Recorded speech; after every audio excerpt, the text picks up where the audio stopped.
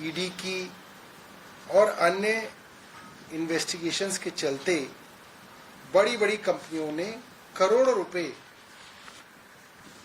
Electoral bond के माध्यम से भारतीय जनता पार्टी को दिए हैं। कुछ उदाहरण जो पब्लिक डोमेन में है,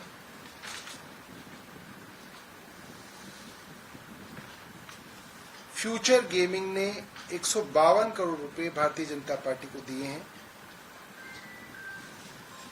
मेगा कंस्ट्रक्शन ने भारतीय जनता पार्टी को 454 करोड़ रुपए दिए हैं।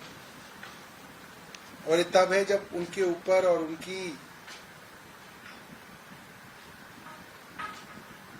कंपनी के ऊपर इनकम टैक्स के छापे पड़े हैं। हल्दिया एनर्जी लिमिटेड के ऊपर इनकम टैक्स की, माफ कीजिएगा, सेंट्रल ब्यूरो ऑफ इन्वेस्टिगेशन की इन्वेस्टिगेशन चल रही है। 2020 से उन्होंने भारतीय जनता पार्टी को करीब 377 करोड़ रुपए डोनेट किए हैं। इसी तरीके से कई सारी कंपनियों के नाम पब्लिक डोमेन में हैं जिनके ऊपर छापे पड़े और उसके बाद उन्होंने भारतीय जनता पार्टी को इलेक्टोरल बॉन्ड के माध्यम से करोड़ों रुपए दिए। मसलन हेटेरो ग्रुप ऑफ कंपनीज के ऊपर इनकम टैक्स द्वारा 2019 के अंदर छापा पड़ा, कैश बरामद हुआ और इस कंपनी ने भी भारतीय जनता पार्टी को करीब 60 करोड़ रुपए के इलेक्टोरल बॉन्ड दिए। Shirdi Sai electricals income tax छापा पड़ा दिसंबर 2023 में, जनवरी 2024 में इलेक्टोरल बॉन्ड खरीदे। डॉक्टर रेड्डी के यहाँ इनकम टैक्स छापा पड़ा 2023 में नवंबर में और उसी के कुछ दिनों बाद नवंबर में इन्होंने भी इलेक्टोरल बॉन्ड खरीदे। कल्पतरु प्रोजेक्ट्स के यहाँ इनकम टैक्स का छापा पड़ा अगस्त 2023 में और इसके बाद अक्टूबर में इन्होंने इलेक्टोरल बॉन्ड खरीदे। इस तरीके की बहुत सारी कंपनियां हैं। उन कंपनियों की बात एक जनरल बात है, मगर जो इस एक्साइज की इन्वेस्टिगेशन के अंदर ईडी के मुख्य गवाह हैं, उनकी भी अगर हम डिटेल्स देखें तो उन्होंने भी करोड़ों रुपया भारतीय जनता पार्टी को दिया है। और इनके अंदर जो मेन एक्यूज हैं, पी शरद चंद्र रेड्डी और विंडो फार्मा के मालिक के बेटे जो हैं, उनकी टाइमलाइन अगर मैं आपको दिखाऊं तो नवंबर 2021 के अंदर एक्साइज पॉलिसी बनी, जनवरी 2022 के अंदर और विंडो फार्मा ने भारतीय जनता पार्टी को 3 करोड़ रुपए के इलेक्टोरल बॉन्ड दिए।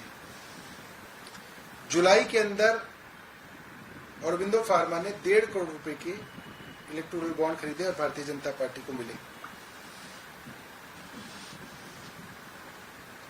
जुलाई के 2022 के अंदर ये पॉलिसी वापस ले ली गई। नवंबर के अंदर पी शरद चंद्र रेड्डी को गिरफ्तार किया गया। गिरफ्तारी के बाद इन्होंने 5 करोड़ रुपए के बॉन्ड खरीदे और भारतीय जनता पार्टी को इलेक्टोरल बॉन्ड दिए गए। इसके बाद ये कई महीने तक जेल के अंदर रहे। 8 मई 2023 को इनको बेल मिल गई।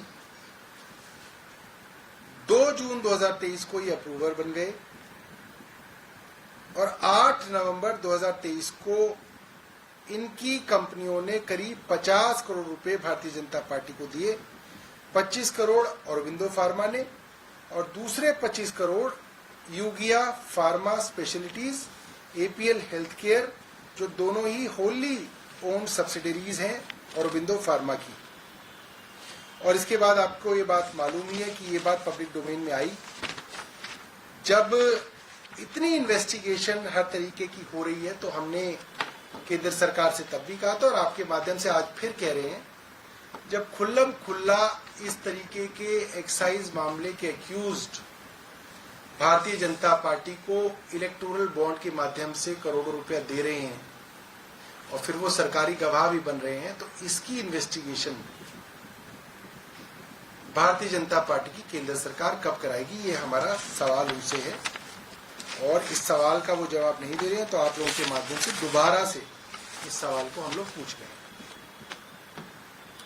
इससे संबंधित आपके पास कोई सवाल है तो बताइए। इस मामले में जो गवाह है, क्या उनके खिलाफ आप कह रहे हैं कि कार्रवाई होनी चाहिए या इस मामले में जांच होनी चाहिए कि क्या करें? इस मामले की पंकज जी जांच होनी चाहिए कि ये जो प्रमुख आरोपी थे, जो आज प्रमुख गवाह बन गए हैं, इन्होंने भारतीय जनता पार्टी को जो पैसा दिया, इस बात की जांच होनी चाहिए। आम आदमी पार्टी को जो मामला चल रहा है, आम आदमी पार्टी को ये पार्टी बनाएगा, 12 में पेश होना है, क्या आप? मैं यही तो आपको बता रहा हूं कि आम आदमी पार्टी को तो बिना किसी सबूत के, बिना किसी पैसे की रिकवरी के, बिना किसी मनी ट्रेल के आरोपी बना रही है ईडी। और जहां पे मनी ट्रेल स्थापित है, साफ साफ दिख रहा है कि इस तरीके से इन्होंने करोड़ों रुपया भारतीय जनता पार्टी को दिया। भारतीय जनता पार्टी को कब आरोपी बनाया जाएगा, यही सवाल है।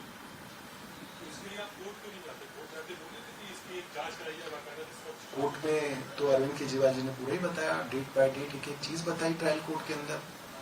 कोर्ट ने कहा कि हाँ हमने इस पे संज्ञान में लिया है, और उसके बाद कोई कार्रवाई नहीं।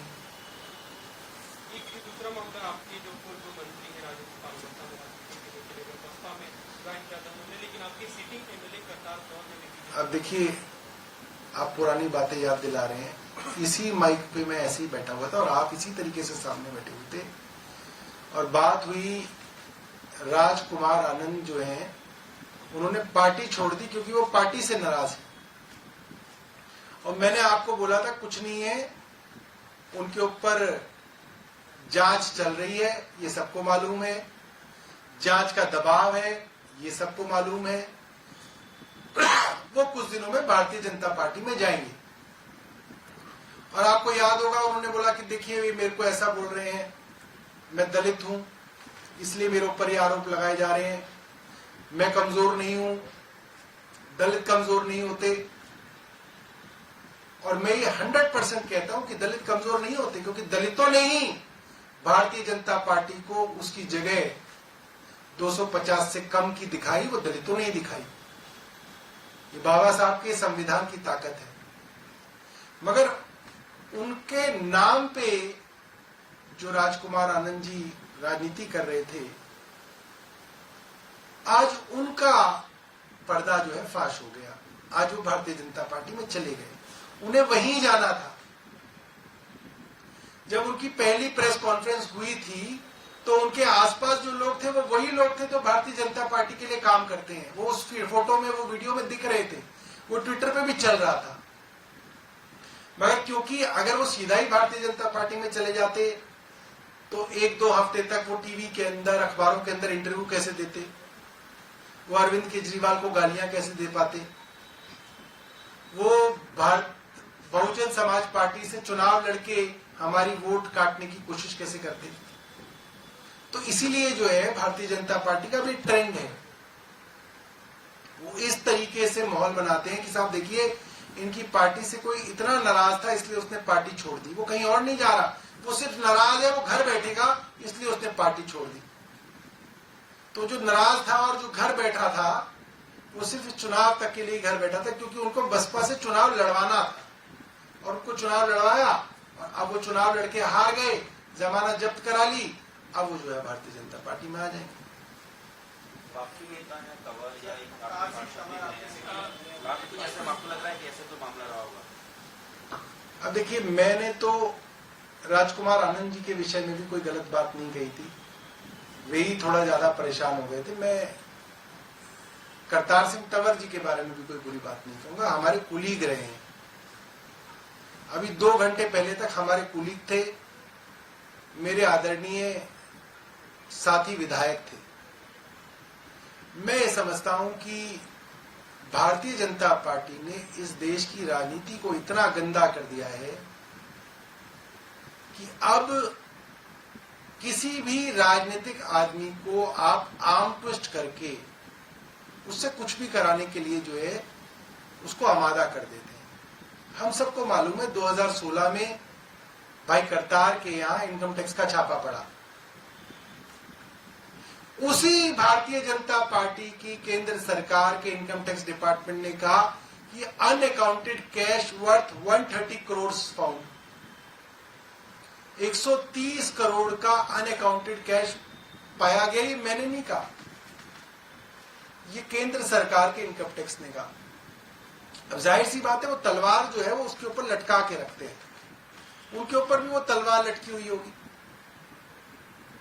और मुझे लगता है कि किसी ना किसी दबाव के चलते आदमी जो है वो कहता है कि यार कब तक जो है इनकम टैक्स वालों के चक्कर काटे जाएं, कब तक जो है अपनी जूतियां घिसी जाएं। टेंशन होती है, आदमी के परिवार में पूरी समस्या होती है, रोज रोज इनकम टैक्स बुलाता है।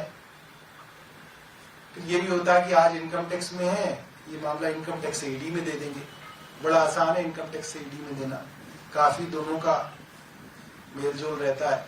फिर ईडी में दे देंगे तो फिर बंद कर देंगे तो महीनों अंदर रहना पड़ेगा। कौन जो है सामान्य आदमी जो है इस सब के अंदर चक्कर में पड़ेगा। घर में परिवार है, बीवी है, बच्चे हैं, पोते पोतियां हैं, क्या क्या है। तो आज देश की राजनीति जो है आज बहुत गंदी राजनीति कर दी है भारतीय जनता पार्टी ने। और इस तरीके से विपक्ष को खत्म करने की कोशिश की जा रही है कि विपक्ष को इतना कमजोर कर दिया जाए कि देश के अंदर लोगों की आवाज उठाने वाला कोई ना रह जाए। सिलेंडर के दाम बढ़ते हैं तो लोग कौन आवाज उठाएंगे, विपक्ष उठाएगा उनके लिए आवाज। नीट का पेपर लीक हो गया, इसकी आवाज कौन उठाएगा, जनता बेचारी कहां उठाएगी आवाज। विपक्ष उठाएगा उसकी आवाज जो है संसद के अंदर, विपक्ष उठाएगा उसकी धरना देके आवाज। तो वो विपक्ष को कमजोर कर दिया जाए कि जनता के मुद्दों की आवाज ही ना उठ पाए। बिहार के अंदर पुल पे पुल गिर रहे हैं, लोग नहीं चलाएंगे। जो अपोजिशन पॉलिटिकल पार्टीज हैं वो उसको फेसबुक पे, व्हाट्सएप पे, ट्विटर पे चला के सरकार की अकाउंटेबिलिटी फिक्स करेंगे कि भाई आपने कुछ नहीं किया। हाथरस के अंदर इतने सारे लोग मर गए, सरकार की जवाबदेही वहां की अपोजिशन पार्टी तय करेगी। अब उन अपोजिशन पार्टियों को इतना कमजोर कर दिया जाए कि उनके विधायकों को तोड़ा जाए, बीजेपी में शामिल करा लिया जाए, कि विपक्ष जो है बिल्कुल खत्म हो जाए। ये कोशिश भारतीय जनता पार्टी की है, पिछले कई सालों से कोशिश चल रही है। मगर 2024 के लोकसभा के चुनावों ने दिखा दिया कि अब इस कोशिश से काम बन नहीं रहा है भारतीय जनता पार्टी का। ये कोशिश बहुत कर रहे हैं मगर विपक्ष धीरे धीरे मजबूत हो रहा है और आने वाले दिनों में विपक्ष और मजबूत होगा। इस तरीके की कोशिशें चलेंगी। हमारे कई विधायकों के ऊपर इस तरीके के मामले बनाने की कोशिश की जा रही है, डराने की कोशिश की जाती है, दबाव बनाने की कोशिश की जाती है और उसके अंदर कई विधायक जो है दबाव में आ जाते हैं और हमें उनसे कोई, मुझे नहीं लगता कि हम उनसे कोई द्वेष है इसको लेके हम उनकी मजबूरियां समझ सकते हैं। अगर ये जो इसके पहले शराब पीने वाला मामला था उसमें कुछ बयान सामने आए हैं, केजरीवाल ने जो बयान दिए हैं जो ग्रुप ऑफ मिनिस्टर था उन्होंने कोई डिटेल शेयर नहीं की थी उनके साथ और ये भी कहा गया कि जो विजय नायर हैं वो आपके अंडर काम करते थे, आदर्शी के अंडर काम करते थे। तो इस तरह के बयान सामने आए, इस पर आपकी क्या प्रतिक्रिया है? हमारा ये प्रक्रिया है कि ईडी का काम है बयानों को तोड़ बड़ोड़ के भारतीय जनता पार्टी की मदद करना। और ये कोर्ट में ही साबित कर दिया था अरविंद केजरीवाल ने। पिछली बार जब ट्रायल कोर्ट के अंदर अरविंद केजरीवाल जी ने कहा कि सीबीआई ये कह रही है और ऐसा मैंने नहीं कहा, तो कोर्ट ने वहीं पे सीबीआई को कहा कि हाँ ऐसा तो इन्होंने नहीं कहा, आप ऐसा क्यों कह रहे। तो ये सीबीआई इसलिए कह रही है ताकि आप ये बात